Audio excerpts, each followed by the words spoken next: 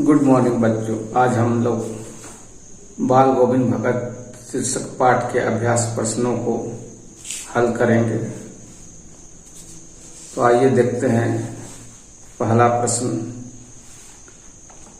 खेती-बाड़ी से जुड़े गृहस्थ बाल गोविंद भगत अपनी किन चारित्रिक विशेषताओं के कारण साधु कहलाते थे? तो इस प्रश्न का उत्तर हुआ, बाल गोविंद भगत एक गृहस्थ थे, परंतु उनमें साधु कहलाने वाले बहुत सारे गुण थे।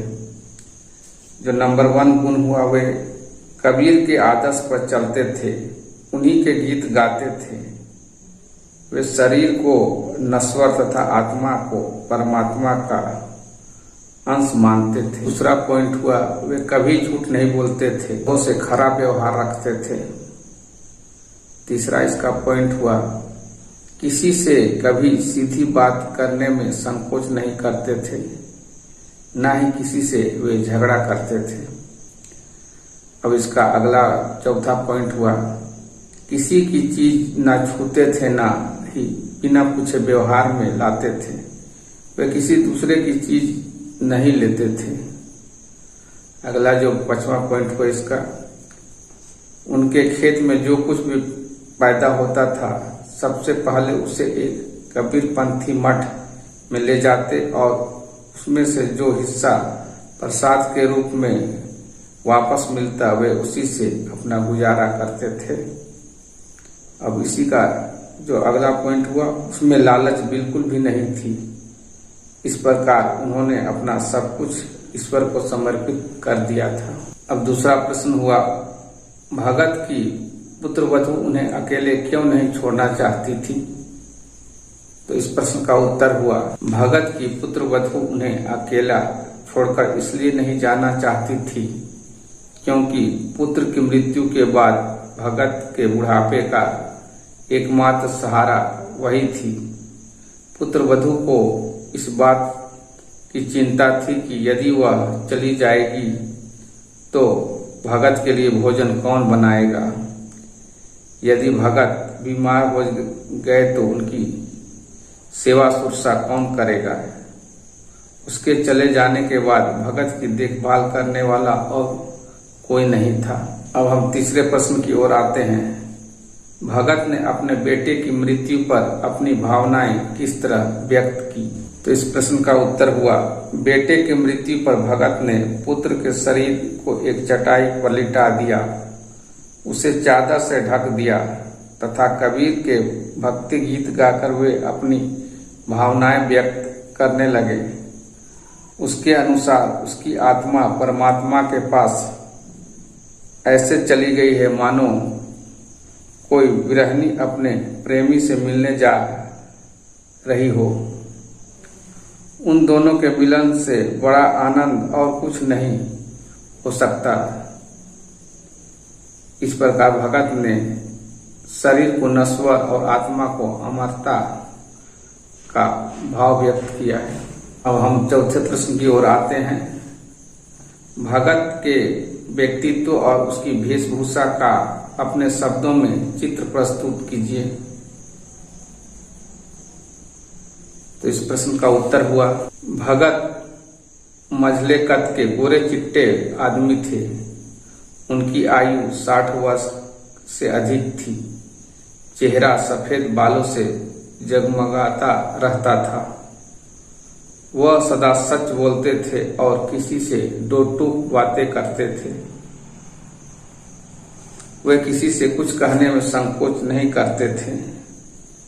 बिना किसी के पूछे वे किसी दूसरे की चीज नहीं छूते थे, ना ही उसे व्यवहार में लाते थे।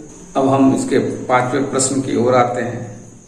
बाल गोविंद भगत की दिनचर्या लोगों के अचरज का कारण क्यों थी? तो इस प्रश्न का उत्तर हुआ, बाल गोविंद भगत की दिनचर्या लोगों के अचरज का कारण इसलिए बन गई थी क्योंकि वे जीवन के सिद्धांतों और आदर्शों का अत्यंत गहराई से पालन करते हुए उन्हें अपने आचरण में उतारते थे। वृद्ध होते हुए भी उनकी स्फूर्ति में कोई कमी नहीं थी।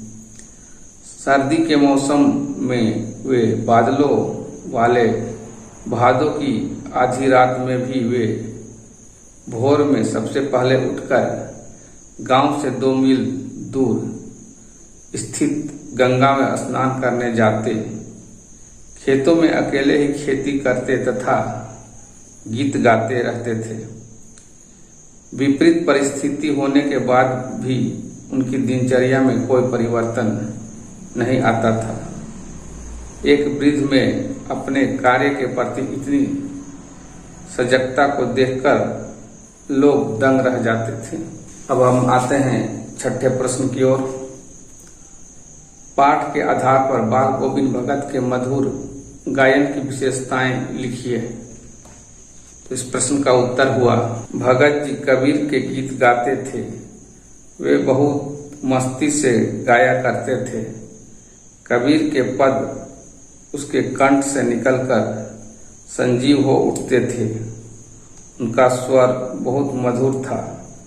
उनके गीत सुनकर लोग मंत्रमुग्ध हो जाते थे। औरतें उस गीत को गुनगुनाने लगती थी। उनके गीत का मनमोहक प्रभाव हमारे वातावरण में भी छा जाता था। अब हम 7वें प्रश्न की ओर आते हैं। कुछ मार्मिक प्रसंगों के आधार पर दिखाई देता है कि बाल गोविंद भगत प्रचलित सामाजिक मान्यताओं को नहीं मानते थे। पाठ के आधार पर उन प्रसंगों का उल्लेख कीजिए। तो इस प्रश्न का उत्तर हुआ, कुछ ऐसे मार्मिक प्रसंग हैं जिसके आधार पर यह कहा जा सकता है कि बाल गोविंद भगत प्रचलित सामाजिक मान्यताओं को नहीं मानते थे, जो निम्नलिखित है। पहला जो हुआ, बाल गोविंद भगत ने अपने इकलौते जवान बेटे की मृत्यु पर शोक मनाने के स्थान पर कहा कि उसका पुत्र की आत्मा परमात्मा के पास चली गई है, इसलिए वह शोक नहीं करना चाहते थे। अब इसका दूसरा पॉइंट हुआ, सामाजिक मान्यता है कि मृत शरीर को मुखाग्नि पुरुष वर्ग के हाथों में दी जाती है, परंतु भगत ने अपने पुत्र की क्रियाकर्म स्वयं न करके अपनी पतोहू से ही आग दिलवाई।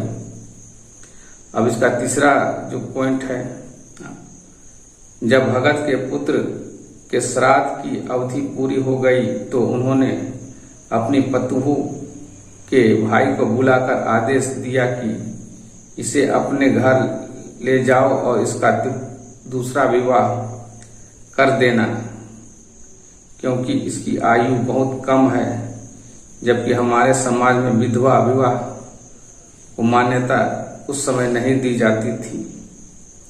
वह अन्य साधुओं की तरह भिक्षा मांगकर खाने के विरोधी थे। अब हम इसके अगले प्रश्न की ओर आते हैं।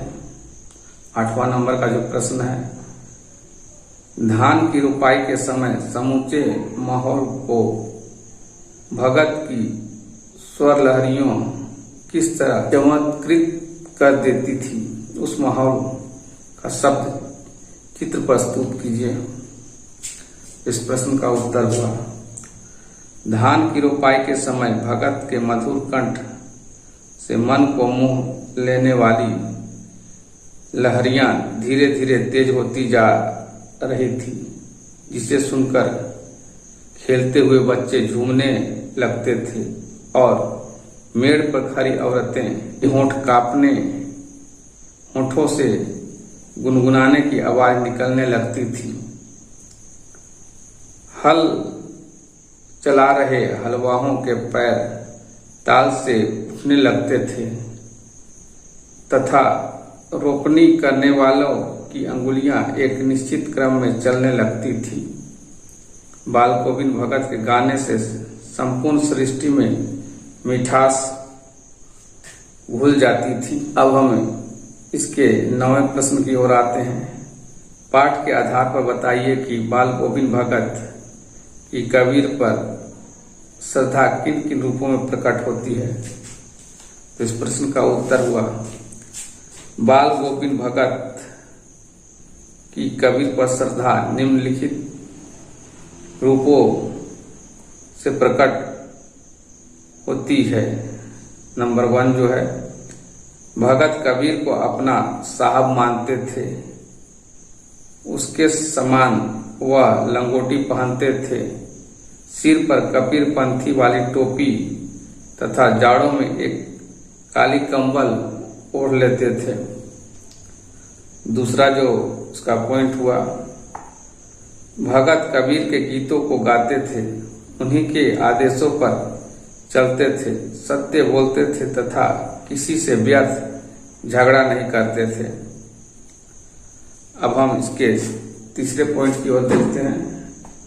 भगत के खेतों में जो कुछ भी पैदा होता था वह सब अपने कबीरपंथी मठ में लाकर रख देते थे और वहीं से जो कुछ मिलता था उसे प्रसाद के रूप में ग्रहण कर अपना गुजर बसर करते थे। चौथा जो पॉइंट हुआ, भगत कबीर की तरह सामाजिक बुराइयों के विरोधी थे, जिस कारण उन्होंने अपने पतोहू का दूसरा विवाह करने को कहा। अब अगला जो पॉइंट है 5 नंबर का, कबीर गृहस्थ होकर भी संसारिक मोह माया से मुक्त थे, उसी तरह बाल गोविंद भगत भी गृहस्थ जीवन में होकर भी पूरी तरह से साधु के समान अपना जीवन व्यतीत करते थे। इस तरह जो इसका अभ्यास प्रश्न हुआ समाप्त हो चुका है। आप इनके अभ्यास प्रश्नों को ध्यान से सुने, उसके अपनी कॉपी में नोट्स बनाएं और याद करें। धन्यवाद।